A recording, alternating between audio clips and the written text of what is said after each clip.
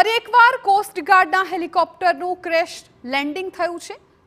ઘટના છે પોરબંદરની કે જ્યાં પોરબંદર કોસ્ટગાર્ડના એરપોર્ટ પર ALH ધ્રુવ હેલિકોપ્ટર ક્રેશ થઈ ગયું। ALH ધ્રુવ હેલિકોપ્ટર ક્રેશ થયાની ઘટનામાં 3 લોકોના મોત નીપજ્યા, જેમાં 2 પાયલોટનો સમાવેશ થાય છે। હેલિકોપ્ટરમાં 3 લોકો સવાર હતા। કોસ્ટગાર્ડના એર એન્ક્લેવ પર ALH ધ્રુવ હેલિકોપ્ટર ક્રેશ થતા અફરાતફરી સર્જાઈ। હેલિકોપ્ટર ધડાકાભેર તૂટી પડ્યું। ઘટના બાદ સ્ટાફમાં પણ દોડધામ મચી ગઈ। આગ પર કાબુ મેળવવા પ્રયાસ હાથ ધરવામાં આવ્યા। જો કે પ્રયાસો સફળ થાય એ પહેલા જ આગની જ્વાળાઓમાં 3 जिंदगी होमाई गई। कोस्ट गार्ड का एक एडवांस लाइट हेलीकॉप्टर दोपहर 12:10 पे लैंडिंग के टाइम पे क्रैश हुआ है। क्रैशिंग के टाइम पे हेलीकॉप्टर में 3 क्रू मेंबर्स मौजूद थे।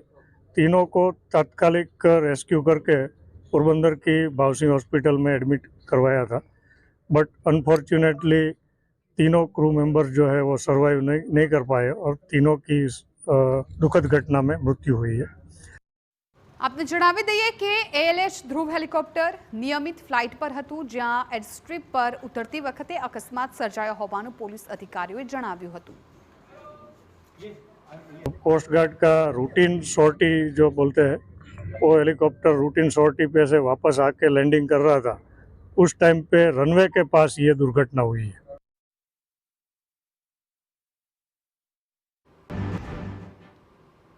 આ કોઈ પહેલી ઘટના હોય એવું નથી। અગાઉ 3 સપ્ટેમ્બર 2024ના રોજ પણ કોસ્ટગાર્ડના હેલિકોપ્ટરના ક્રેશની ઘટના સર્જાઈ હતી।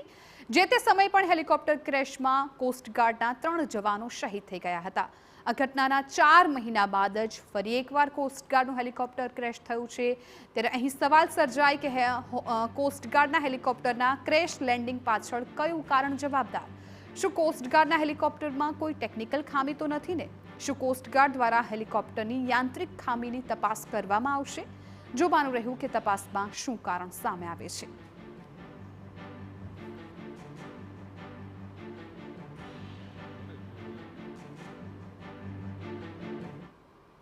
સમાચારમાં વાત અમદાવાદની કરીશું।